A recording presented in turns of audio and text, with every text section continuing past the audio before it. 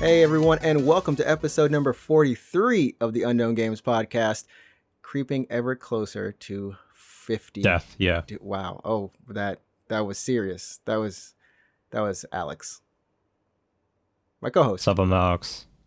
Who has more energy today?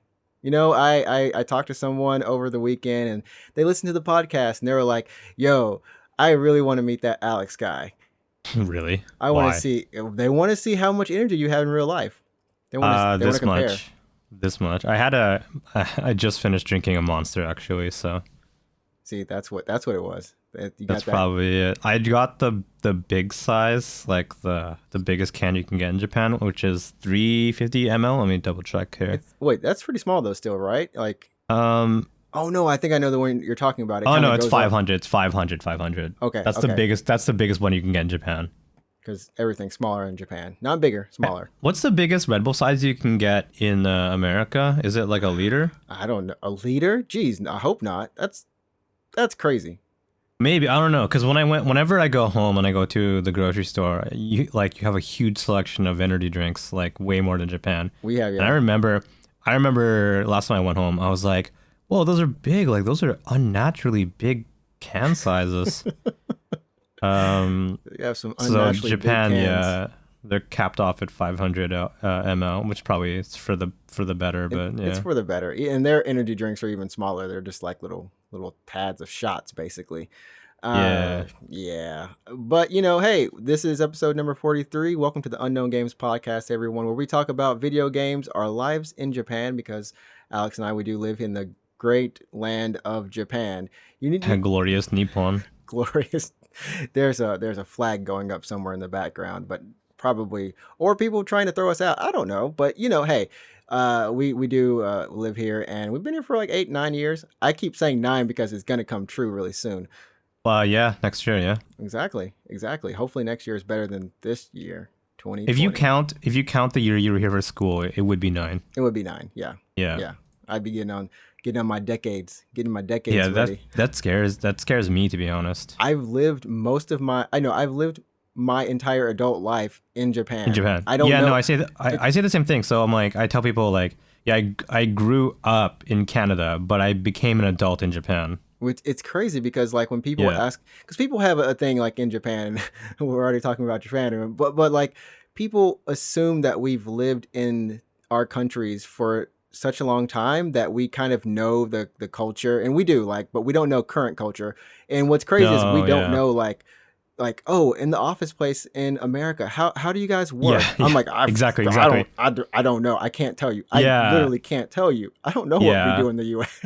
Yeah, people are like, oh, what's it like having a job in Canada? I'm like, I don't know. I've never worked in Canada. It's so, and like I realize simple, like, well, I guess simple things, but like things like, moving.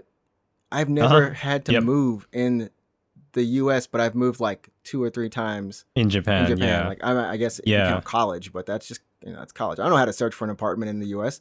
I don't even know how to get my license in the U.S. outside of my first license, but I know how to do it here, and I know how to rent a car in Japan. Like it's freaky. Yeah. I mean, I'm the same way. Like I kind of started doing all the adult stuff in Japan, so like paying taxes, getting a pension, like just doing all that adult kind of stuff. Like I've never done it back home. So anyways, luckily half of it's done somewhat for us. Oh yeah, that's one of the good things about being in Japan. Yeah, we go back, we're gonna be lost as heck. Like, can I get a crash course? But yeah, anyways, everybody, it's a great day. It's honestly, things have been picking up here in Japan. We just came off of a 4-day weekend, which is, I don't know if it's rare. I feel like they've been trying to give us more weekends here in Japan. Oh my god, we rarely get 4-day weekends in Japan. We get 3-day weekends every now and then, but 4 is exceedingly rare. Was rare, and one of those days was, of course, because the Olympics were supposed to start. So we had Sports Day, And then we also had, was it Mountain Day? No, C Sea Day. Day. Sea C Day. Day. Sea Day. Mountain Day is next month. And I think that's another 4-day weekend, right? I know. I think it's a 3-day weekend. 3-day weekend? Okay. Around this time when school starts, at the beginning of each school semester in Japan, in April and in September, I think, there's a lot of holidays. And you're like, are you even in school? Like, are you even doing anything? Oh, yeah. September is, what is it? It's called Silver Week. It's like nicknamed Silver Week. Yeah. Yeah, after Golden Week. So you get, I think it's usually 4 days off instead of 5 days. The proper max of Golden Week, I think, is like 5 days. Yeah. And then the weekend. So it's like a whole 7 days, like a whole week. Yeah. Anyways, we're going to talk about some games today. We've got some cool things, lots of news that happened. Of course, the Xbox showcase. We've also got Shin Megami Tensei. We called that. I'm just saying. We summoned it. The remake of we Nocturne? we summoned the remake. We've been talking about it for so long on this podcast. Well, yeah. Well, I mean, I want DDS more personally, but hey, Digital Devil Saga, it'll come back if we keep saying it enough. It's like Candyman in the mirror. Exactly. Or Beetlejuice or something. Yeah, It'll happen. And DDS. After that, I guess, well, we have a couple of closing news. So this is going to be fun and maybe a top 5 list of drinks here in Japan. So starting out, we're going to talk about, as always, what we've been playing. And I don't know. Alex, what have you been up to? What have you been playing? I'm still playing Crosscode. I'm almost done, actually. So I thought I was going to finish it over the weekend, but I guess I didn't. It was like me and Last of Us. But no, I'm almost done it. And after Crosscode, maybe it's good timing. I don't know. Because I'm going to be jumping to a JRPG called FFVII, which is from the Neptunia series, which I'm sure you've heard of it, right? Yeah, the Hyper Neptune. Yeah. So the one this year, they do pretty much a Neptunia game almost every year. Close to it. So the one this year is kind of crazy because it's not a crossover game, but like, yeah. So the premise is that like the girls are now VTubers, and what's cool about this one is that it has cameos from actual real VTubers. Like, are you able to play as them, or are they just like non-playable characters that are just in your party kind of thing? I think some of them are playable, but regardless, they show up as themselves in this video game. How? And the premise is just so intriguing to me that I'm gonna go ahead and I'm not gonna beat it. I'm not promising that I'm gonna beat it, but I do promise that I will like buy it and like play for like at least like an hour or 2 hours. Have you played any of the Hyper Neptunia games before? I've only seen the cover. I've never actually seen gameplay. Sure. Are they good? Are they actually good, like on reputation? That's a really good question. It depends on who you ask. So, I mean, the niche of that series, so the people that like that game series, like really like that game series. For everyone else, though, I would say it's like, I'm going to get like flamed maybe by someone, but like, I would say it's like mediocre to a little better than mediocre at best. Like they're okay games. I'll admit, like the art is basically like the most attractive part of that game. Like the characters look really nice. They like the merchandise is really good. Like the figures of them. Yeah, the figures are especially like really good. So I've tried on multiple occasions to get into this series. I tried to get it on the PS3, like the very first one that came out. And then I tried to get like the remake kind of remaster on the Vita. That didn't work out for me. I tried one of the spin-off games on Vita. Really tried. You really tried also, to get into it. Yeah. And then, what is it, last year maybe, or maybe 2 years ago, I can't remember. The newest one in the series called Super Neptunia RPG. That's the English name. It was made by a Canadian studio, actually. So really? It's brand new. Yeah, it's this like kind of brand new, like unknown Canadian studio kind of had their hand in making a Neptunia game, which is pretty crazy.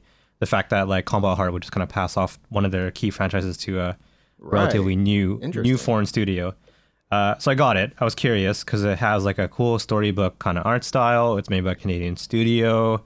Has like this a kind of, I guess, maybe interesting battle system. So I gave it a shot. I bought it on PS4, I played through it, and I would say I beat it. It was, and at best, mediocre. It was one of those one of those anime Yeah. games. I mean, unfortunately for a lot of the games in the anime genre, they do run a course of being just what they are. Yeah. They're And there. then after I beat it, I mean, I didn't hate it. I didn't love it, but I didn't hate it. But one of the newer ones, the previous game was on sale on Steam. It was like Mega Dimension Neptunia V2R, whatever it is. So I bought it. It was really cheap. And I played it for about maybe an hour and a half. And you know, couldn't really get through it. So that's my relationship with this game series, is that I've tried multiple times. I've tried many times to really get into it, but haven't. Aside from Super Neptunia RPG, and you know, it was an okay game, I guess. What I was gonna say is like these were characters originally based around platforms, consoles, right? yes. Like there's like one's a Sega Genesis or Master System. Sure, yeah, one something. Of the like. Well, no, sorry. So the original characters is based off Xbox 360, the Wii, and the PS3. Yeah, that's right. And then they have little sisters that are based off handhelds. So like the are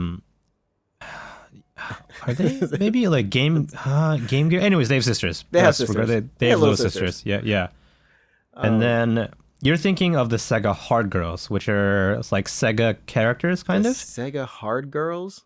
Yeah, and then they had a crossover game. It was like something with Sega Hard Girls, and then they had the Sega Hard Girls basically, you know, cameo as in this game series. But yeah, so there are Sega characters based off the Sega consoles, like the Dreamcast and the Saturn and whatever. Okay, but they're not Neptunia characters. But anyways, yeah. Okay, so I guess like the thing is I guess the easiest thing to compare it to is like, and it's really similar to like how you try to get into the Atelier. You're gonna have to Atelier series. Yeah. And I feel like it's kind of similar in that sense, where it's just it is a niche. It is very much a niche, but maybe this will be their Ryza. Maybe yeah, because actually I really enjoyed Ryza. Actually, I would recommend Ryza. I would not recommend Super Neptunia RPG. Which is it still on sale right now for 39% off?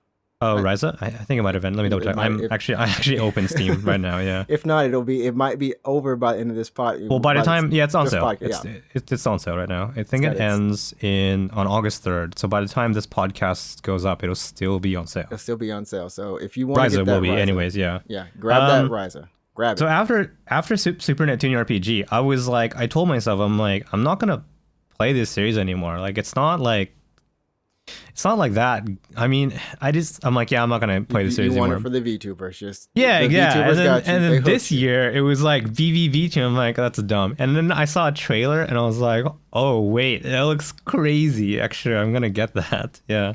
And so we'll see how it goes. We'll see how the life of Hyper Neptunia girls and it's probably gonna be mediocre at best, but we'll see. It can't be any worse than that VTuber show that existed.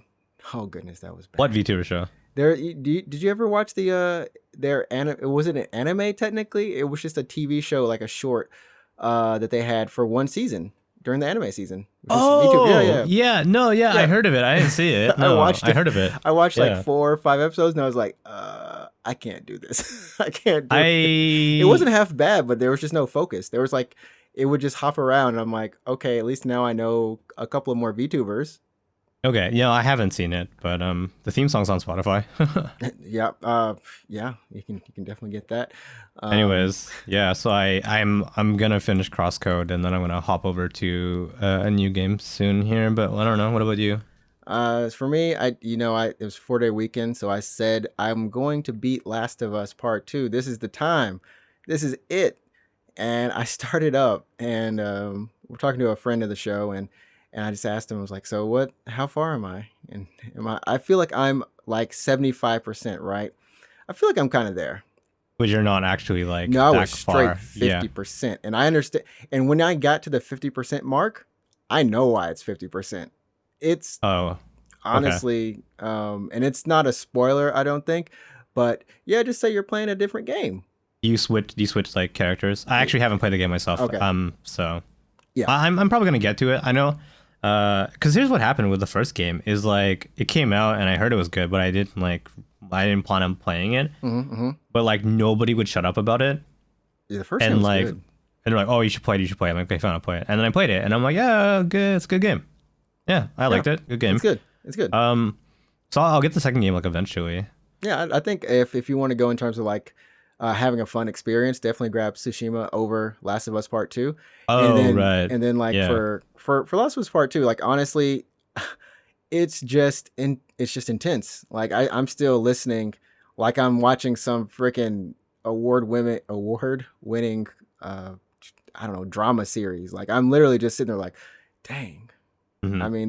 I mean, it pulls it off. It pulls it off. And I think this goes into like the conversation, the games that I've been, I guess you call these games. While Last of Us is a game, on stream, I played a game called Death Come True. Yeah, from the Danganronpa creator after he left Spike Chunsoft, right? Right. Yeah. And similar to the line of games or interactive FMV movie game genre, so I played Erica, and that was Erica. It was special. Yeah, how does it compare? Like, which would you? There's actually a comparison. I can actually make a good comparison because Death Come True, not only myself but a couple of people in the chat too. It's about 4 hours. Sure. And it was good. Actually good. Actually good. It was so good. I actually want to go play Danganronpa. And I looked at the trailer and I was like, oh, this is actually like a Danganronpa game, but in actual, like with real people. What I loved about it is, and Erica does this too, like they both have good quality in terms of cinematography or just shooting, whatever. Like you're not going to be watching something that's too, like, it throws you off by like the technical aspects. Those are fine. The actors I thought were really good. They got like good Japanese actors and actresses that you've seen on TV, you've heard their voices. Like they're well known, the comedians, and they even built them into like the bloopers. There's like a little blooper thing called Death Tube, and you can kind of watch outtakes, and it's really funny. And that's what I loved about this game is that unlike Erica, it has those tropes that we kind of talked about, those characters that some of them are kind of joke characters, and some of them are like they take themselves too seriously. And there's there were moments when we came in and we were just like, oh, who's this character? But there's like one character, and no joke, he's wearing these polka dot ugly socks in this like candy cane ugly, like there's that candy cane that has like red, orange, brown, like all those weird colors in it. No, maybe like the cream kind of orange flavored candy cane. Yeah, it's not just white and red. There's like 4 or 5 colors in it. Okay. He's wearing a suit, and then he's wearing a tie and a shirt underneath it that are those colors, and it looks so tacky. It's the tackiest, ugliest thing I've ever seen. And the main character's girl, she's wearing like this dingy looking fake leather gold suit, pantsuit. It's so whack, but the point of the game is that it's almost like a Groundhog's Day, and you're reliving each, I guess, scenario and trying to advance the story. So you're making a choice to go forward and proceed this way or proceed that way. Okay. Yeah. And then you have to jump backwards in time to get the full story. Right. So you jump back in time only because you die. So that's here's what the makes thing. the game take a long time. Yeah, what you're describing right now, I actually think if you like that idea, I think you should actually play either AI Somnium Files or the Zero Escape series instead of Danganronpa. But Danganronpa is still good. You should play it regardless. Okay. Because Danganronpa has like a linear story. Like there's only one way. Obviously there's only one way for things to go in this game as well. Death Come True. Yeah, Death Come True was just like that. There's really only one way, but you have to make the mistake and die. Right. Yeah. To get to the right way. Yeah. The thing with Danganronpa is like if you die, you just like you have to continue and not make that same choice. Do you know what I mean? Mm-hmm. Yeah. What you're describing, I think you would honestly be like, if you like that idea of restarting and then try to figure out like the truth, like to figure out like what path is the right way, you should check out AI Somnium Files or Zero Escape. In those games, you have to die to get the true story. Okay. So I don't know if it's a spoiler to mention this for games like Zero Escape, but the game really plays up the idea of multiple timelines and like shared consciousness. I can't pronounce that word. Shared consciousness among humans, and like just the idea that parallel universes exist, and the fact that you make the wrong choice is, it's like intentional. Like you have to know the wrong choice in order to make the right choice. And information from the bad timeline is necessary to progress in the good timeline. Like for example, I guess without giving too much away, is like down the wrong timeline where you eventually die. Let's say you learn like a code or something, like some kind of numbers that don't mean anything to you at that time. You're like, what are these numbers? I don't know. And then you die. And then in this other timeline where you make some different choices, you're suddenly presented with, let's say, like a bomb, and you're like, where do I get this code? I don't know. And then in the game, like if you have yet to go down that one timeline, you cannot progress in that one because you don't know what the defuse code is. And then you have to start. Oh, and that's exactly how Death Come True is. That's exactly. It's that type. Yeah. So if you like that, if you're like, that's awesome, like that's fun, you should definitely check out Zero Escape or AS Omnium Files. I'm going to take your advice on that, because I actually started looking at some of those games after I played it. And for anyone, if you're listening, definitely go give Death Come True a try. It has English subtitles. It has English UI, so you can understand everything. Of course, if you're like us, we're listening to it. I'm like, okay, I'm listening to the Japanese, and it's all good. But it's got just enough quirkiness in it, and just enough fun factor and everything that it really walks the line. I want to see more in this kind of FMV. I don't know what genre this is. Like, just like the adventure genre, maybe. Adventure genre, yeah. It's kind of like it would be a visual novel if it weren't like all spoken, basically, right? And then if it were all playable, it would be a David Cage game. Sure, yeah. It's in that line, right? It's in that line. So, and this is what I was talking to another friend about this, and what would be awesome, and it would take so much money, because they have to shoot the scenes from different angles sometimes, or reshooting the same thing every choice that you make, right? For every choice.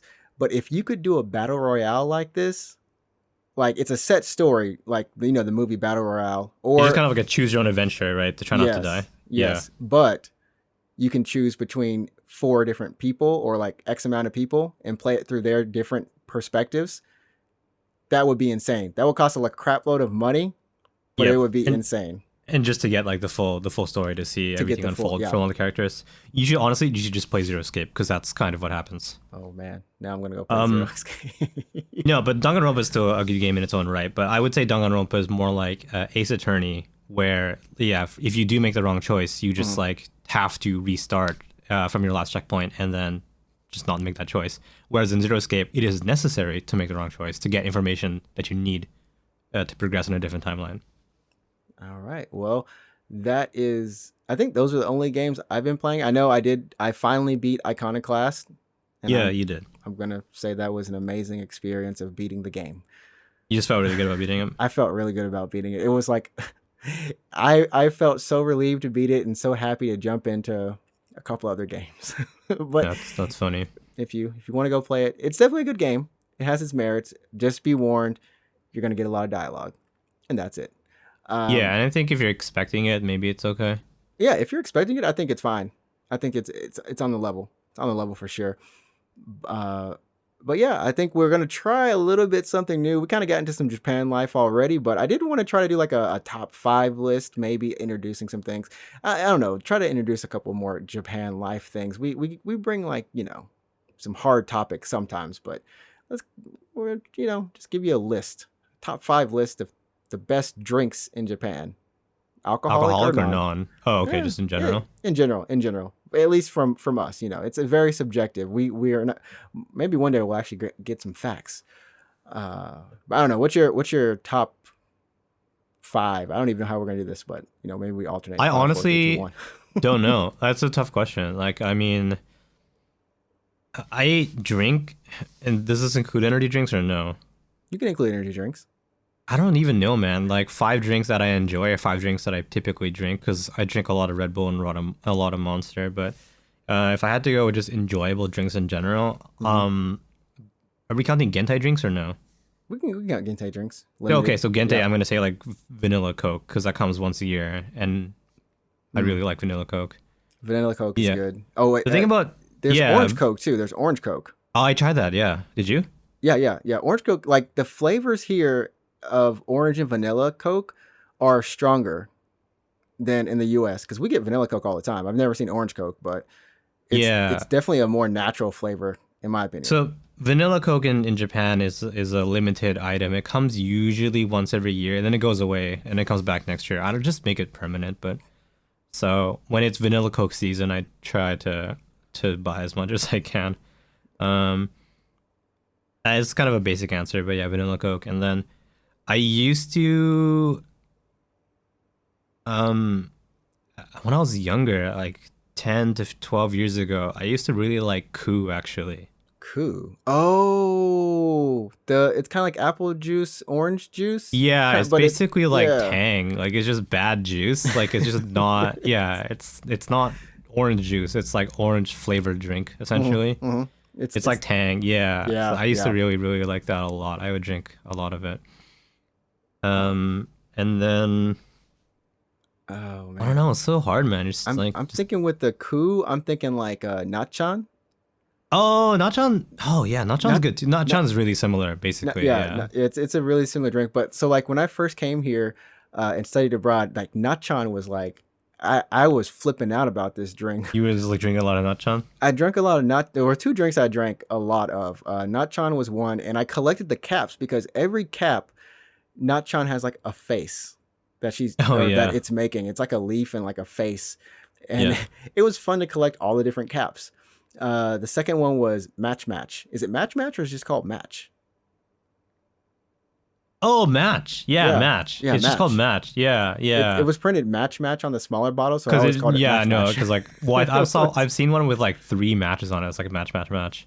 Yeah, and it's an energy. It's kind of like a sports drink. It's supposed to like revitalize you or something. It used to be in the vending machine at my gym. I drank so much of it that I got a cavity and I melon bread. That was good.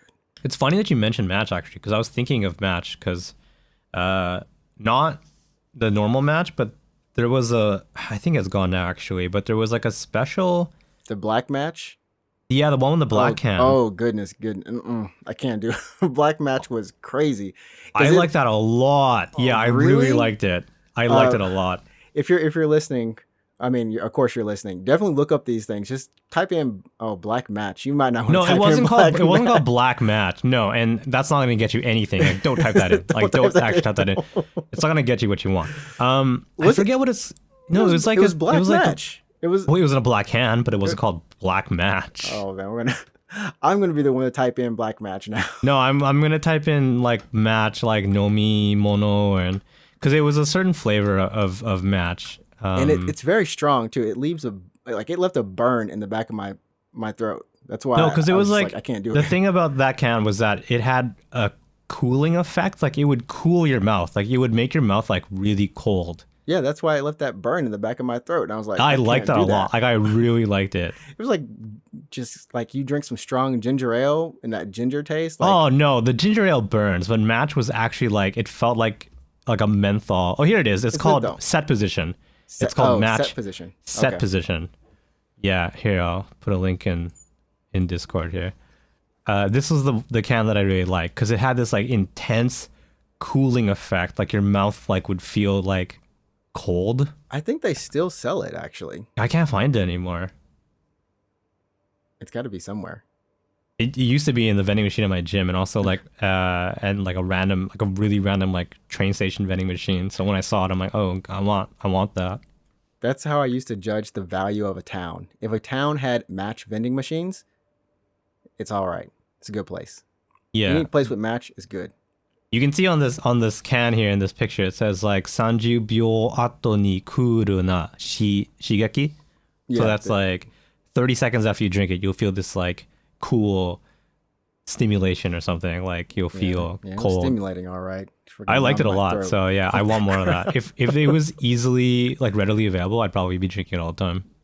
I think I guess for me, The Calpis, Oh yeah. Uh-huh. Calpis soda or Calpis water. They're both pretty watery, and it's kind of a weird drink because we don't have Calpis in the States. I mean, It's you kind can of like get a, it. it's kind of like yogurt flavor, not yogurt, but it's It's kind of like a weird yeah, yogurt ish kind of, ish, yeah. soda, yogurt, water Hmm. thing. But it goes with anything because it's so light. It has like almost no calories in it. It's perfect amount of sweetness. I was actually I was buying some today, and one of my neighbors, a former student of mine, she's like, "Oh, what are you gonna buy?" I'm like, I'm just gonna get some Calpis," and she's like, "Ah, kawaii." I'm like, "What? Well, how is buying Calpis cute? Like, what is this?" And she's like, "Oh, like a lot of girls drink Calpis." I'm like, "What? What is? Why are you telling me this? Why are you trying to like ruin my favorite drink?" And I'm like, "Well, Yeah, now it's a feminine drink. now it's a feminine drink." And I'm like, "What about this Sprite like drink, right?" And she's like, "Oh, like guys drink that." And I'm like, "Okay, well, my number two choice is melon soda." Because you can only get melon soda in like family restaurants or in some vending machines. Like, I don't know why. Anyway, she's like, "That's for kids," and I'm like, "Dang." Anyways, melon It's soda funny. is my number two. Did you know that Pocari Sweat apparently, I don't know if it's true or not, I saw like a picture on Twitter, but like Pocari Sweat in North America is trying to brand itself as an esports drink. So it's just called Pocari now, and That it's probably makes it's more sense, and yeah, just drop the sweat. And then it's being marketed as but like not an as an esports esports kind drink. of drink, yeah. That doesn't make sense. I mean, okay, so we'll probably just like, I don't know if this was a kind of whack top five list because it wasn't a list, but we did talk about some drinks. I do want to bring up Pocari Sweat versus Aquarius. Uh-huh, sure. Do you have a favorite? But they do have a different taste. It's kind of like They Gatorade do, versus yeah. Powerade. No, Pocari Sweat's a little more has a little more bite to it. Aquarius is kind of sweeter. I feel So like Aquarius is which one of them tastes like salt? Aquarius? salt, I Yeah, that's Pocari Sweat, I would I say. think yeah, Pocari Sweat has the salt taste to it. If I'm just at home, I'm gonna say Aquarius rather. But if I'm hungover, Pocari Sweat. Pocari Sweat is like my hangover like It's your hangover drink. recovery. Yeah. I think I'm always on. I was on Aquarius for the longest time, and then I just switched to Pocari Sweat. Like when I started playing sports, I was like, you know what, Pocari Sweat tastes. I don't know. It I just think it's better tastes for better. actual like recovery of your electrolytes because Aquarius is sweeter, I find, and it kind of Mhm. like sticks to your throat. Like it leaves Oh, like like that, like Gatorade, that little gunk in the back yeah, of it your leaves throat. like a stickiness in your throat. So if you don't want that, I would say Pocari Sweat for sure. But yeah, Mm. my hangover remedy is an egg sandwich and Pocari Sweat. I haven't had a hangover in a while. No, can't say I Oh, miss it. Can't say I miss it. But what I can say is that we're gonna take a break, and we're gonna be back after the break. sure. Yep. We'll see you after the break, everybody. Listen to our wonderful voices tell you about how to make a podcast because you can do it. Make 2020 a better year for yourself by making a Go podcast. for broke. Just cut you off. Sorry. Dang. Go for broke. Fight. And welcome back, everybody. Oh man, here comes the news. Here comes the news. Here comes the news. We need a news song. Like a jingle. Sure. Can you make one? No. Do you know someone who can make one? Go to Fiverr. Wait, what's Fiverr? Fiverr, FIVERR.com is like a website where you can find like freelancers just like selling their skills. So you can go on there and find like, let's say a music producer. He's like, I will make you a song for, let's say like $100. And then you just like, Give him $100? yeah, you give this dude $100 on the internet and he's like, all right, what do you want, bro? And you're like, I want a news jingle. And he's like, here you go. And he's like, 1 week later, he's like, here's your jingle. And then, Well, that's pretty good. yeah, that's Okay, it. It's you know Fiverr. what? You can do a lot of stuff on Fiverr. Like I've seen like Fiverr has sponsored YouTube videos where it's like, it's usually stuff like, I paid a random video editor to make me a commercial, or like I paid a photographer on Fiverr to make wedding photos, or I've seen a couple regarding streams. So it's like I got some stream graphics from Fiverr. Let's see how they look or whatever. So you can do you can get stuff from Fiverr essentially if you're not creative enough to make a commercial or a song. And what you didn't realize is that you just fell into the trap of our new sponsor. Yeah, no, Fiverr. No. Fiverr.com. Yeah, Fiverr.com. That's so funny. Fiverr sponsor us. Yeah, I'll pimp you, man. See, we already got it. We already got it lined up for you. But Yeah. last week, it's been a great week for news. Xbox had another showcase for some Xbox 360 games. I mean, Xbox Series X games. Some of them were from the 360.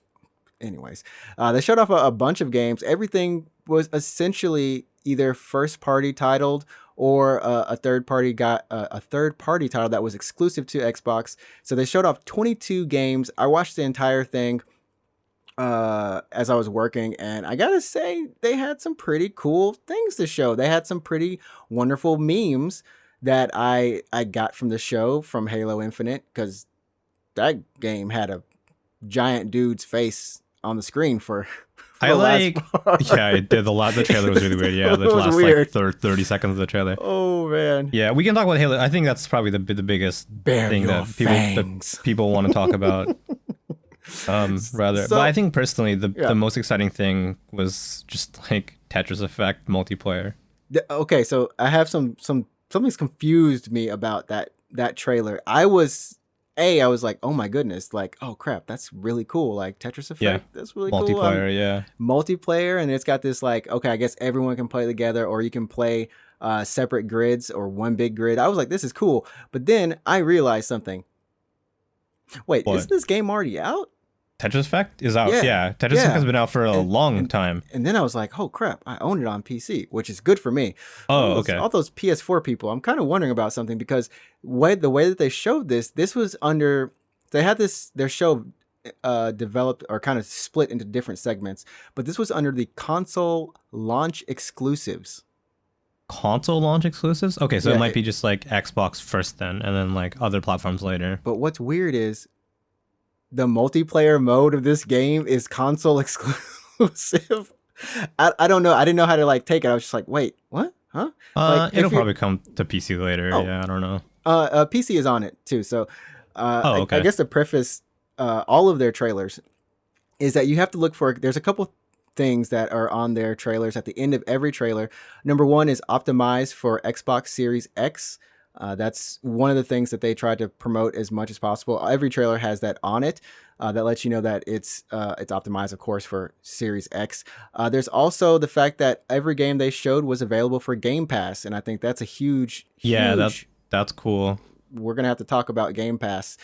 There's also the Xbox Series X, Xbox One, or Windows 10 modifiers at the bottom, along with Smart Delivery, which means that if you buy it on Xbox One, you'll also get the Xbox Series X version. Now, all of these things, if you look at a trailer, may or may not be included on the trailer.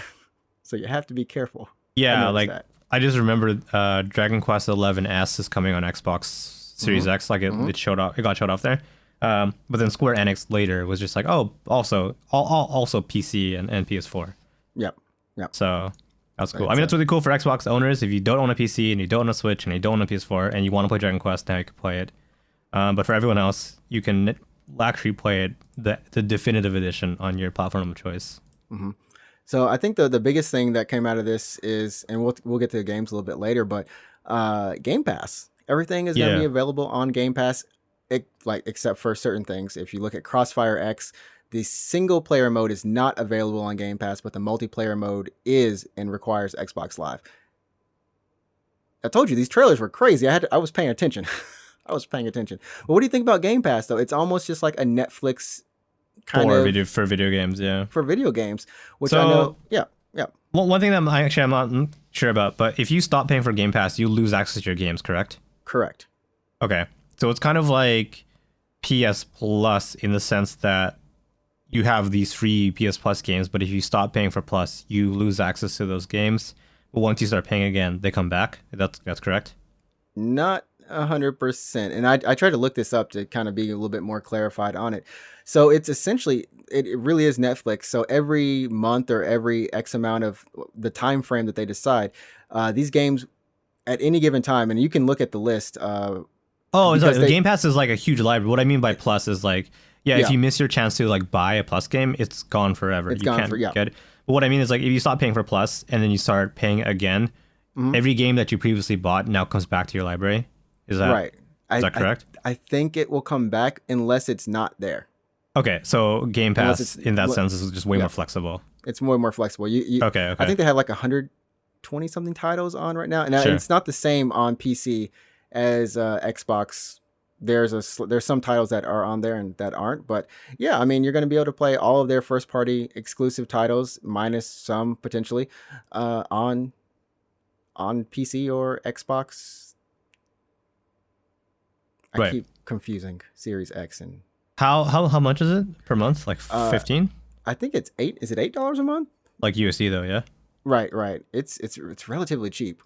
Yeah, I mean that's really really good. I mean, it's really dependent on the library, because if it's like, it's good games. I looked at all the games on the library and I was if it's actually stuff that you want to play, and it's like, and they continue to add more games, and the thing is also, if they continue to add new games, then absolutely that's like very very valuable, and I think that's a good service. So when they're saying like, oh, launches, let's say like December 4th, Dragon Quest, for example. Dragon Quest comes out on December 4th. You can buy it, or it's also Game Pass day one. Yeah. And like, if every other like big AAA game also launches day one for Game Pass, then that is very useful. Because the thing about PS, like, to go back to Plus, I guess, I guess Plus isn't fair. I guess a better equivalent would be like Now or something, but. Because the thing with Plus is that you don't get a choice in. Well, you don't get a choice, and like you only get like old good games. Yeah, right. You get old good games, and I'm looking on the Japanese Microsoft, like their Game Pass site. I don't know why I'm not looking at the English, but Carrion, yeah. Yeah, it just came out like literally yesterday, 2 days ago. And that's on Game Pass. That's on Game Pass. If you like, seriously, Alex, when I was looking at this list, it was like, okay, I'm just on the console right now. Yeah. Soul Calibur 6, Carrion, Fallout 76, Wastelanders, Crosscode, Plague Tale. Keep in mind, we're playing 2 of these games right now. Plague Tale. Crosscode actually is brand new for console. It's been out for a couple years on PC, but Crosscode's new on console. Alien Isolation. I know you wanted to play that. That's on there as well. Bloodstain. I wanted to play Bloodstain. I'm like seriously, I'm looking through this and like, Dead Cells, Devil May Cry 5. I'm skipping some things. Dishonored, Double Dragon. Double Dragon. Double Dragoon? Yeah, I keep calling it Double Dragoon. Of course, all of the Fable series. But I mean, there's a pretty good wealth of games that I want to play / have played. Indivisible is on here. For sure, that's absolutely worth it. Because like, if it launches with a very strong library of games that are already out, so like you already said, like DMC5 and Alien Isolation, for example, Alex, say Resi 3 or whatever. Nier right? Automata is on this mug. That's good. And then if it continues to have day one releases on Game Pass, so let's say, for example, like FF7 Remake, just for example, is like, you can buy it, or it's also day one Game Pass. If it gets that kind of level of like day one game launches, then I would say there's no question you should probably be subscribing to this. That's what they're kind of doing is they have it like that for their first party titles specifically, and anything that's an exclusive, they're kind of trying to promote the Game Pass with it. And now this is different than games with games for Windows Live Gold, games with gold, which is more like the PS Plus option. That's different. Yeah, that's PS Plus. Yeah, games with gold. You're right. That's more like PS Plus, right? Because you don't choose. Right. Yeah. So I'm actually kind of hyped for that, and we can talk about the games that they showed now. We had, of course, Halo Infinite, and I think you had something that you want to say about Halo Infinite. Well, I mean, I just feel like that's where all the news, like, people are talking about on the internet. Like, yeah, they announced a lot of games, but a lot of people are talking about Infinite. What are they saying about it? It looks bad. Yeah. It looks, so here's the thing, like when I first saw this and I went to IGN to look at the trailers, or not the trailers, but the show. And I realized it's, and I didn't look at the direct trailers, but I just looked at, the show or whatever, which had direct trailers. But it's 1080p, 60 frames a second. And we saw this with Sony's conference as well. Like, we're not seeing any of these games at 4K or whatever resolution they're supposed to be. Right. So I'm like, okay, that's one thing. For me, I don't care. The second thing is that I'm looking at the game and I'm like, Oh, it look a little rough. It looks a little bit rough, and I'm guessing because it's an open world game, they're taking a little bit of So shine off. But Halo, if you think about it, Halo has never like Chief's armor has always looked like that. You can't spruce it up much more. It's not even shiny metallic armor. I don't know what you want. well, they could make it like they could add scratches to his armor or whatever, and kind of give it a Put some water on his visor, like sure. NBA players Yeah, sweat. I don't know. But like, so a lot of people are talking about the art. It looks really weird. It looks really flat, and I is got that flat. impression as well. So when I first saw the trailer, I was like something really struck me about the trailer, that it looked like off at first. I was like, something about this looks really weird. And then someone mentioned it, that it's the colors. They look really flat. Like there's no, it's hard to explain, but I guess yeah, just flat and plasticky kind of, right? It's very much flat. Like I said, it looks kind of like Halo 1 ish. I don't know how to describe it. It's not vibrant, even though there's colors in the world. Yeah, it looks really flat and it looks really plasticky. And I think a lot of that has to do with the lighting. So I think someone did this thing where they fixed, like they photoshopped it, they fixed the lighting and it looks much better. So Right. it's just the way that that particular scene was lit. And I don't know if it's too late down the pipeline to fix it, to change the global lighting. So it's, I don't know, I guess not so so bright and everything's not so weirdly evenly lit or something like that. That might help a lot as well. But And I don't know, like, and there's something weird, like, and I don't know if this also plays to the fact that it's optimized for Series X, but then there's also the Xbox One version, yeah, and then version that there's they have just, to like, think about. a random Yeah. Windows version that's like, hey, turn on anything you want. I don't know how much that affects things, but I have to say that all of the games that they showed, none of them really just hit you with like, I need this. Like none. Once again, but this is supposed to be like the big guns, or at least half of the big guns. The other half are Yeah, coming. I think for sure we're starting to hit a point of diminishing returns with console generations. It's not quite the leap we had when we went from like PS2 to PS3. Right. You know what I mean? Going from 4 to 5, PS4 to 5, it's like you can tell that it looks good. It looks better, and I think if you kind of look at footage or screenshots of, for example, Demon Souls, right?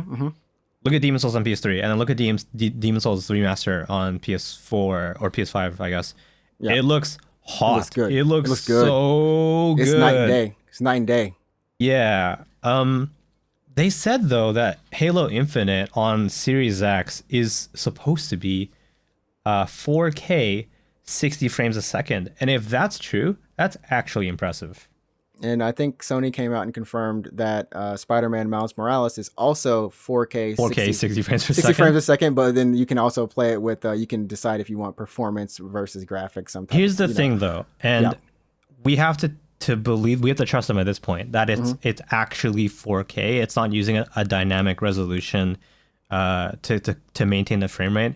Because if you look at Digital Foundry, like their YouTube channel, if you even haven't seen their stuff, you should really check it out. They do these really good in-depth technical breakdowns of video games. But they did one for FF7, Okay. and they had FF7 Remake running on a PS4 Pro, and they broke down the resolution. And FF7 on a PS4 Pro, despite outputting to your TV at 4K, like the 4K signal, it's not actually 4K. 4K. Yeah, they're downscaling it. It's a dynamic resolution to maintain a 30 frames per second frame rate. Okay. So when they say Halo Infinite is running at 4K 60, we have to trust them that it is actually right. a 4K image and it's not using dynamic resolution scaling. And we won't know that until It comes out, yeah. until it comes out. And we've had like, and I've been playing Last of Us 2, and honestly, that game looks so good. There are just good moments. Oh yeah, No, and just you're looking- playing at 1080p, right? and You're I'm not playing it. I'm not even on a PS4 Pro. I'm on just normal PS3 on like a 10-year-old TV, basically. Like, and I'm still awed and amazed by what's happening. But it's like what you said, and it's what I notice a lot is the lighting and the way things are lit and set up in the scenes really helps. Yeah, Really honestly, I think that the way that a scene is lit and the way that lighting I guess interacts with the world has this weird effect on how we perceive fidelity, I think. Right? I think if you have seen footage of Control, for example, Right. and if you've seen footage of Control running on PC with Everything turned on. The craziness. with ray tracing, like if you have an RTX graphics card and you've just watched, just like trying to find a video on the internet of Control running on an RTX graphics card on PC, it has like realistic lighting, and just that, like I think our brains are just like connecting it to like, oh, that's so lifelike, and then it has this weird positive effect on how we perceive the graphics. Right. And moving down the list, we had a couple other games. I gotta say, Obsidian came in pretty big, and as for Microsoft here, with 3 games, not just one. Of course, they had the now why can't I remember the game's name? Obsidian? No. Yeah, Obsidian. I don't know, man. It's that RPG that came out. Oh, yeah, Obsidian RPG, sure. That's really Obsidian RPG. Well, they're coming out with a new RPG called Avowed, which looks pretty cool. It's a first-person kind of fantasy role-playing game, and that's like their next big thing that they're doing. But they also came up with this little small game, which I thought was called A Bug's Life / Honey, I Shrunk the Kids. That's just actually called Grounded. Which is, yeah. It looks interesting. It was kind of funny because it's like, are you waiting for the biggest game of 2019 or 2020? Well, keep on waiting for Cyberpunk 2077. Yeah, basically. No, it actually said that in the trailer, and it's just the logo. Did it really? Yeah, and Cyberpunk's logo is on there. I was like, what the heck? This threw me off. That's so weird. But it's in the in the same vein of those games. The survival build stuff together kind of. Yeah, I honestly like. Have you played one of those games? Do you like them? Like Ark, for example, Ark Survival Evolved or whatever. I played Forest with a friend, and it's just. I mean, it's not me. I just don't. I super don't enjoy that. I remember when DayZ was really popular on PC back when it was still a mod and not a standalone. So it was Arma 2, maybe. I can't remember. But anyway, so DayZ was a mod for Arma, and it was so hot. Everyone's like, "You got to play DayZ. It's so good." I'm like, "Okay, fine." And then I was like, played it. And I was like, this is not fun. This is not fun. It's. I mean, people, if you're into it, you're into it. But if you're not, then you just aren't. Maybe you need story, or maybe. I hated it so much. Yeah, you land in a random spot. You have like a knife, and then like you're like, oh, I gotta find some stuff. Let's go find this gun. And you're like, I did it. I found a gun. And then like some dude will come in and just like kill you. And I'm like, okay, that was great. That was a fun 30 minutes. Or you're like running from town to town, and it's like you're running in a straight line for like what feels like forever, and you're just running. I'm like, I don't know how you people enjoy this game. People do. The game I was thinking of was the Outer Worlds. There we go. Oh, that one. Yeah, I heard that was good. I heard that was really good. Yeah. So those are the 3 games Obsidian is working on, and of course, like the Outer Worlds is for all consoles. So that on Game Pass DLC as well. Yeah, it should be on Game Pass. That's crazy. If Game Pass is actually $8 a month, that is, and you buy, or let's say you play a new game a month, that's well worth it. It's well worth it, especially when you're streaming. It's well worth it. Sure, or you go through a lot of video games. Yeah. I was gonna Psychonauts 2 looked kind of all right. I mean, it was trippy as heck. The Medium, which was the dual reality. What do you want to call this? Medium dual reality. It's where the game is literally split screening itself. Okay. And it's a survival horror kind of thing. There were some weird games here. Everwild, which is from Rare, aka this game looks beautiful. I love the art direction with it. I don't know what it's about. Magic people summoning magical things, protecting deers and bringing them back to life in a 4-player party. I don't know. Crossfire, Remedy. This kind of made me laugh, honestly. A lot of the games that Microsoft showed are all some way dark sci-fi, psychological horror, some type of game. So they all have a very similar color palette. And as you picked up in Halo, there's some like flatness to them for some reason. I don't know. And after all these, I'm like, where is Remedy at? Like, shouldn't Remedy be here? And then all of a sudden, Remedy making Crossfire X. I'm like, huh? Is this related to Crossfire, that free-to-play shooter, or no? It is. This is a a kind of, or I guess, remake Of Crossfire? of Crossfire. Yeah. Like With the a free to play, the free to play shooter that's very popular in China.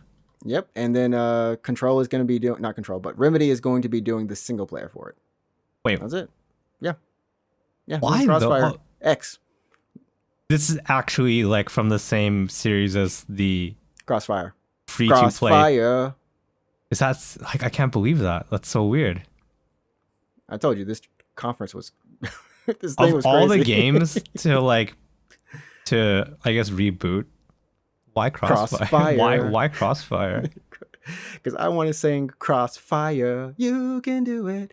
I don't know the last part of that trailer. But anyways, of course, Fable came back, and I think that was probably the best looking trailer that they had. At least it had a lot of colors, and it was vibrant and funny, and all the, it was kind of like the full picture. And also, Phantasy Star Online 2, that got me kind of hyped too. Oh, the new Genesis. version, New Genesis, right? New Genesis, yeah. Have you played PSO2 or no? No. So I was reading a little bit about New Genesis on a Japanese website, and apparently even after New Genesis launches, they're not going to shut down the service for PSO2. So but you don't need to go. Your accounts will be playable on both versions, but the games are going to be different. So your character will be like alive, not alive, but like you can use your character on both games, and some items will carry over, but some items won't carry over between the two games. So with one account, you can play two different games essentially. Interesting, because like this game does look like, I mean, they've pretty much looks like they've redone the engine. Yeah, it's a new engine. It's a new battle system. So it's, I guess you can think of something like similar to Overwatch 1 and Overwatch 2, where it's still the same ecosystem, but completely different. Yeah, so it's two games kind of tech going on the inside. And they're not going to shut down the service for PSO2, which is 10 years old at this point. So I don't know who is going to continue to play PSO2. And my question is like, is Sega going to seriously attempt to run two MMOs? Yeah, to run two MMOs, like not just like security and patch updates, but actual new content. Like, is there going to be a reason to go back to PSO2 to be like, hey guys, like let's play PSO2? It's like, oh, I'm in New Genesis. Like, oh, but I want to do this new raid in PSO2. Like, is that gonna happen? They'll phase it out. Maybe they'll phase it out slowly. I guess we'll know once they decide how much content they're going to, if they're going to put any new content into the PSO2 Classic, PSO2 right? Classic, yeah. Yeah, that's the thing. It is kind of weird because like in the West, it just came out last month. Yeah, like really recently. So it's new. And then this new version, I guess maybe next year. I forgot when it comes out next year. 2021. 21. Yeah. And then, but for here in Japan, yeah. Oh, 10 years. Is like 10 years old. It's 10 years old. So like we're ready. They're ready for a new game. It's kind of weird. I honestly, I don't know. But it after seeing the battle footage and everything, I was like, yeah, this is kind of hype. I can jump into this. Yeah, it looks like these huge like boss fights, right? Yeah. It looks fun. PSO2 New Genesis is going to be out on PS4, PC, and then this what they're calling the cloud version. So that's going to be on the Switch because the Switch isn't powerful enough to run it, so it's streaming. And if your PC sucks, you can also play a cloud version on your PC. Everywhere. So if you're like, if you're at work or something and you're on a work computer, but you want to play PSO2, yeah. Oh, the perfectness. But we're gonna hop off this Microsoft conference because we summoned Persona 5. Actually, we didn't summon Persona 5. We only summoned Persona 3 Nocturne. What are you talking about? It's SMT? I'm making a new game, buddy. That's what I'm doing. You got to summon with me, right? Yeah, Persona 5 came out like 4 years ago, by the way, just so you know. Persona 3 came out 10 years ago, so.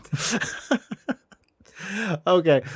Way more than 10 years, like 13 years or something, 14 years ago. Yeah. Alex, just introduce the games. Well, I mean, SMT5 like was previously announced a while ago, several years ago, I think. Really? They just said like, yeah, it was like, hey, we're working on it, and then it's like, okay, cool. Okay. They announced SMT5 quite some time ago, but like we never got a trailer, we never got any concrete dates or anything for like years and years.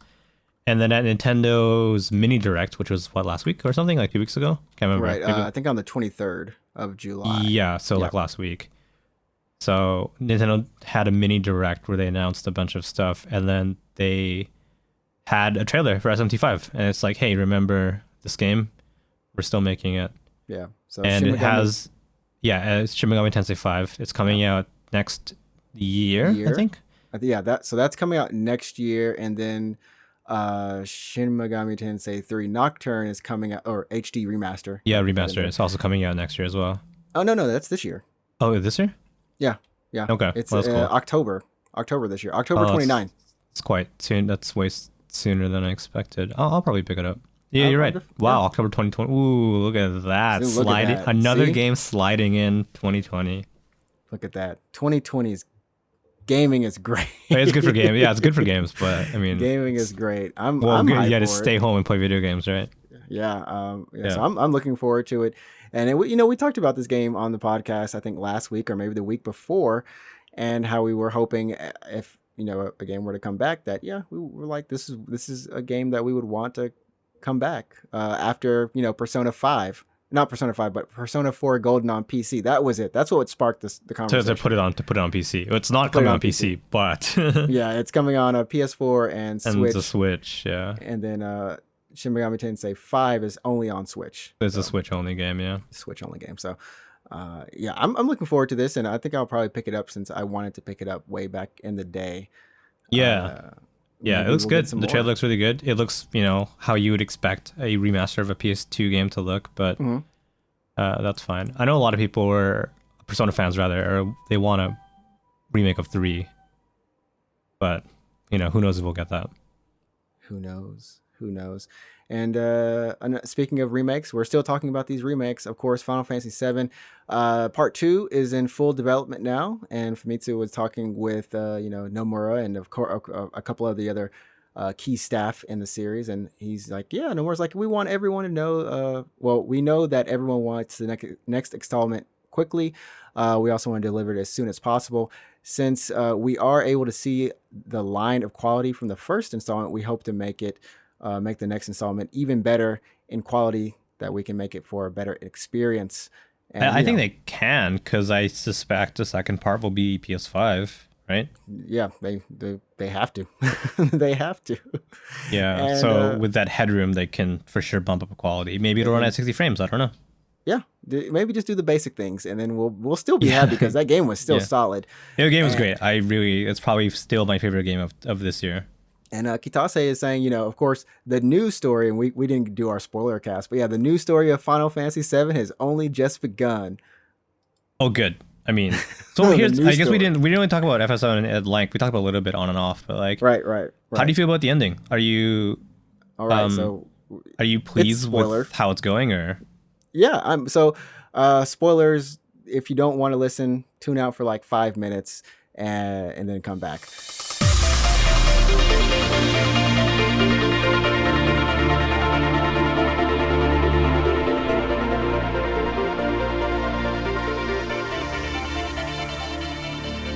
So I love the ending. I don't care. Look, I'm not some diehard enthusiast on this. Look, my boy Zach is alive. Bump it. I want to see him I want to play. I'm ready. Sign me up. I geeked out when I saw Zach walking past Cloud, and I'm like, oh my goodness, he's not dead now. Because at the end of that fight, or we presume that he survived that fight. Yeah, right. And in all actuality, he could still be dead. He could still be dead. Yeah, he could still be dead. We don't know how long ago this was. Yeah. But essentially, like when you're fighting what are they called? The Fates or Destiny, whatever. The Arbiters of Fate. The Arbiters of Fate. You're essentially taking out moments of key moments from the original timeline. For example, and it kind of confused me at first, because the first one is Red 13, and he's running along with his kids, and which is the ending of 7, right? Of 7, yeah. And I'm and then after that he says, these are the things that will happen if we fail. If we fail, and I'm like, what? Yeah. What? Hold up. And then after that, of course, you see Aerith, Cloud holding Aerith above the lake, or I forgot where in the Temple of the Ancients, the Temple of Ancients, where she's of course been killed by Sephiroth. Yeah, spoilers. After that, spoilers on the spoilers, and so you take that memory out, and I think there's one other memory that happens as well, and I'm like, what's happening? Yeah. So that's Oh Yeah, my go ahead. goodness. And the whole thing is like, if you go back to it, they're going down some complete alternate timeline crap because Aerith is like, all right, guys, we're going to leave. And we might not be able to make it back to this timeline, basically. But we're going to try our best to change this stuff. Because that's the other one. Sephiroth gets the meteor. He's not supposed to show up that early. I mean, they probably put him in remake because people were expecting a fight with Sephiroth in remake. I wasn't expecting it. Yeah, in the original game, I was surprised I was like, because they bait you with it. They bait you with Sephiroth, and then at the very end, or not the very end, but towards the end, it turns out like, okay, this is just like a voice of the planet that might have been manipulated by Sephiroth into like his when he form. takes over that clone or whatever, right? Right, and then my man came down. I was like, oh my goodness, I'm about to lay the smack down on you. And that fight was fun, other than the fact that I mis-equipped my materia because I didn't know who was going into battle. Oh yeah, it's not random, but like everyone has not everyone, but you get a different party depending on who you like spent time with and stuff and your answers. But yeah, that's good. I think for me it was really interesting, particularly when Red 13 says like this is what happens if we fail. So he's saying basically the ending of the original game is what happens if we fail this fight. And as a player, you don't fail that fight. So, but then there's also like kind of what we think about, right? If we fail, we don't know what he actually means. If it's because he doesn't say this fight. He just says like this is what happens if we fail. Yeah. And they're in that they're in like an alt timeline or something in there, right? Like they're in an alt dimension. I don't really. They step through that gate or whatever. Yeah. Yeah. And so when they come back, did they come? Obviously, they didn't come back through. I think they're still they're gonna make the story the same, and I think the story's gonna end the same. Really? I think people will still end up dead who were supposed to be dead because then again we had was it Biggs that came back? Biggs survived. Wedge survived and maybe died. I don't know, but no, we don't know where. We don't know where Wedge. Where you at? Ghost Jesse, where you at, girl? Yeah, but Biggs survived, so yeah, that's obvious. That's obviously already a change. We've already seen a change there. I think Wedge is still alive. I feel like it would be mean to be like, hey, he's actually alive. Actually, no, he's dead. Well, he has a chance because I think Biggs was also taken. Was Biggs taken by the Phantoms? The Wraiths? Maybe. No, I think he just died. Yeah. He just died. Him and Jesse just died. Well, Jesse got taken by the No, I thought she just exploded because you don't see her. No, you don't. She dies in Cloud's arms. Yeah, and I feel like she got taken by them or something. No, I don't know. I have hope that my girl Jessie coming back, and this is why. And this is one funny little fact. In the interview, yeah. In the interview, she's surprisingly popular. I'm sorry, this is not about Jessie, but it was kind of funny. Apparently, Madam M's massage scenes weren't allowed to go any further to keep the rating. I'm like, you wanted that to go further? You wanted Cloud? That made me squeamish. Cloud going, oh. No, I loved it. Cloud, I loved don't do that anymore. Don't do that. But yeah, so Famitsu had a survey as well from August, from the August issue.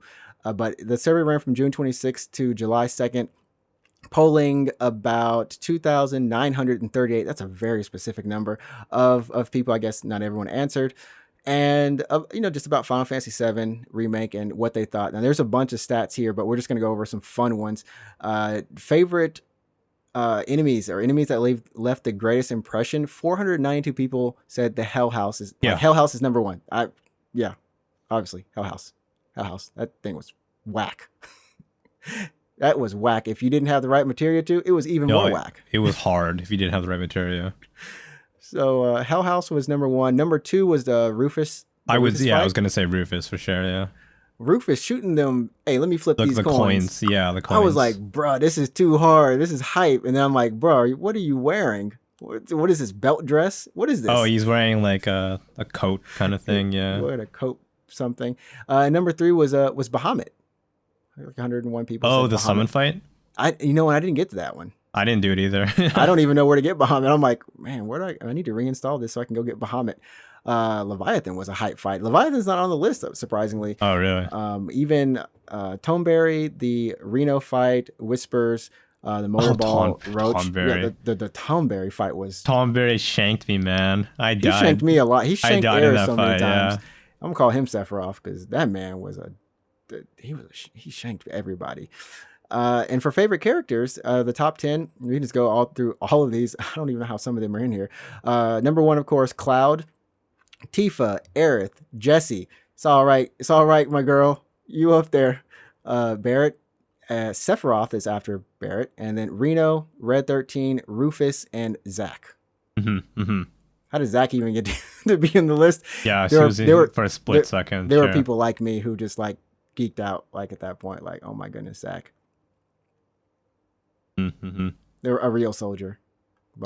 Bumpy so I'm hoping we'll see part 2. I don't know. Hopefully 2020. Like honestly, I know it's really wishful thinking, but I would love to play part 2 in 2021. Yeah, wishful thinking is the best thinking. 2022. 2022. I think we get spring 2022. 2022, 2-year gap between each game. We get a 2-year gap, at least between this one. I think maybe the next one after that, they can just go ahead and finish it. I don't think they'll be changing anything with the engine. And honestly, this was done on Unreal Engine 4. It depends on if they just want to fix up Unreal Engine 4 or move over to Unreal Engine 5. It depends. It depends on how easy it is to start working on 5. Because I know, I believe, I don't make video games. I haven't. But I believe the jump from 3 to 4 was a little bit difficult for some developers. Okay. So if the jump from 4 to 5 is also, similarly hard, then they might not want to do that jump. They might want to stick to 4. So that's the thing. And also, if you are a PS Plus subscriber, you may have found $10 in your account. I haven't found no $10. No, I haven't either. It's pretty random. No one knows why. It's the anniversary. But what you do have in your account is Erica. Get it while it's there. I'm going to say don't. Yeah, I'm going to say do the opposite. Just let it. Here's the thing. I usually buy, like, quote unquote, buy all the Plus games every month, even if I don't intend on playing them. Right. I did not do that for Erica. That's because I did. I took the hit. I took a hit. I explored. You should, honestly, man, you should just add Zero Escape, the games to your wish list on Steam, and when they go on sale next, you should get them. I think I'm definitely the AI Somnium Files. I'll try that one But first. do you like puzzle rooms though? Because there is a puzzle room component to those games. I should give it a try. I can give it a try. Everything is worth a try. I tried Erica. See, everything's worth a try. But so there is a puzzle room component to Zero Escape. Whereas if you play Danganronpa, there isn't the choose which choice. There's no choice mechanic in Danganronpa. There's just like the investigation part of the game where there's like a murder basically, and you're gathering evidence, and it's like you found a hair, or like you found suspicious window, or you found bloody knife or something. Right. And then there's the investigation part of Danganronpa, and then you gather all your evidence, and then you have the courtroom kind of battle thing where you're Danganronpa-ing, which is a Japanese mashup word, which means Dangan is bullet, and Rompa is like logic. So you're refuting statements, basically. Oh gosh. Yeah, it's kind of like an action mechanic. So in the courtroom, people will be saying like a bunch of stuff. There's sentences that'll show up on screen, and then you have to load. I know it sounds really dumb, but this is what happens. You have to load your like truth gun with the truth bullet that will properly refute that statement. So one guy's like, "Oh, I saw him, in the kitchen," and then you can load a truth bullet that says like he was in his room at that time. So you can like shoot his statement with the bullet that will basically break that logic. I feel like there was a title in there somewhere. I was listening like for a title moment. Just like the truth. Bullet. The truth bullet. The truth bullet. There we go. The truth bullet. So that's Danganronpa. So you have an investigation part of the game, and then you have the courtroom battle. And then with Zero Escape, you have like the visual novel part of it, and then you have the escape room part of it. The escape room part of it. Okay. Well, I'll check out one of the two when they go on sale on Steam. One of the series. They'll probably what's the next summer? Not summer sale. It's over. When is the next summer sale? It would be Black Friday. Oh yeah, it would be Black Friday, so Christmas, that's your next sale, yeah. Christmas, Black Friday, and then finally in the news, of course, I don't know why why G4 is coming back in any year, apparently 2021. I'm not sure what they're going to be doing. honestly, G4 Attack of the Show, if you ever watched that, or X Play.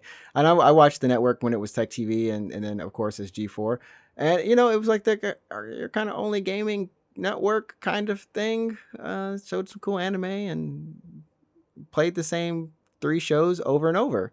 Mm-hmm. But hey, it'll be back, and who knows what's. I guess you can watch it. Yeah, you can watch those 3 shows over and over again. But what you definitely should get on is this Cowboy Bebop OST on Spotify. Oh yeah, it's on Spotify now. Yeah, all of it. Get on it. I'm typing that in like right now. Get on it. There it is. Jam on. All those songs are amazing. Oh, like seriously, one of the best soundtracks in anime history. Yeah. Nice. Unless you just like Carol and Tuesday, which is one of the most diverse anime soundtracks in anime history. But yeah, anytime you can get your hands on Cowboy Bebop, get it, do it. It's amazing. Best anime of 2020. Cool. It's not even out in 20. And finally, I got to give a shout out to a lot of our podcast friends out there on the Twitterverse. Thanks for always supporting us and everything. Drive with us podcast for having me on as a guest. You'll be able to hear that a little bit later when it launches. And of course, What's Your Spaghetti Policy? Those guys are pretty awesome. I've been talking to them on and off. Console Gaming Crew, joining their streams. Actually, one of their hosts is playing Alien Isolation now, so something I checked that out on their Twitch. And the Tinish Podcast, that's another one that I've kind of found on the Twitterverse, or that they've reached out to us. Now, I'm not like the biggest podcast listener, but I somehow found like, hey, there are other podcasts than my normal podcasts, and I don't know, it's just really good. I'm feeling like we're forming a community now. Yeah. So I'm listening to the Cowboy Bebop soundtrack right now. Alex is like, you keep on doing that spiel, bro. I'm just going on Spotify right now. It's going through the soundtrack, but yeah. And of course, you can always follow us on Twitter, Instagram at UGP_cast. You can also check out the YouTube for highlights of each episode, and that's Unknown Games Podcast. Yeah, follow us, leave us a message, talk to us on Anchor. We got the anchor.fm/UGPcast. Leave a voice message. Let us know what you're playing and I don't know, just leave us a voice message. We want to hear from you. And that's about it for episode 43. That's it. Alex, you got anything? You want to sing part of the Cowboy Bebop OST?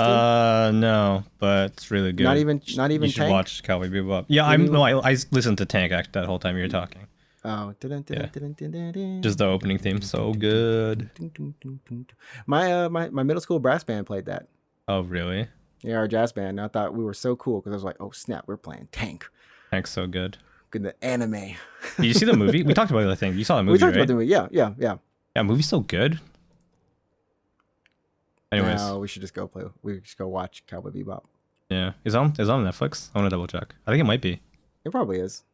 I hope so. It's on one of those streaming services. Anyways, everybody, go enjoy your day, your night, or wherever you're listening to us at. Drive safe, or I don't know, just go look at Cowboy Bebop. Go play some Chrono Trigger.